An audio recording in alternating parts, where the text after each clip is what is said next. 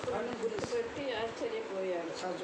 కష్టం నుండి ఆనందములు దొరలాయి. శరీరం పులకరించింది.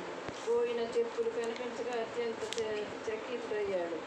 ఆ అబ్బాయిని ఇక్కడకు రా అని పిలిచి, ఆ చెప్పులను నా వద్దకు పట్టుకునిరా, ఏది నన్ను చూడనివ్వు అని వారిని చూచి, ఇవి నీకు ఎక్కడ దొరికాయి, సరిగ్గా చెప్పు అని అడిగాడు. ఆ అబ్బాయి, నాకేం తెలియదు, నేను బాబా ఆజ్ఞను పాటించాలి. హరికాబేట ఎవరో వారు నాకు జరీ తలాపాగా చూపించాలి, వారికే ఈ చెప్పులను ఇస్తాను.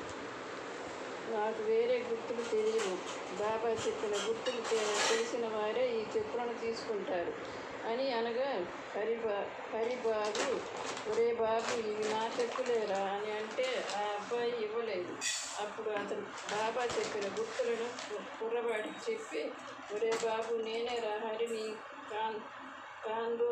కాందోబా కొడుకును. బాబా మాట నిజంగా నాకే వర్తిస్తుంది. ఇదిగో ఈ జరీ తలపాగా చూడు, నీ సందేహం తొలగిపోతుంది. చెప్పులు నావేనని నిశ్చయమవుతుంది. దీనిని ఇతరులెవరు కోరరు అన్నాడు. ఆ అబ్బాయికి అంతా అర్థమైన తరువాత ఆ చెప్పులను హరిబాబుకు ఇచ్చేశాడు. ఆ విధంగా హరిబాబు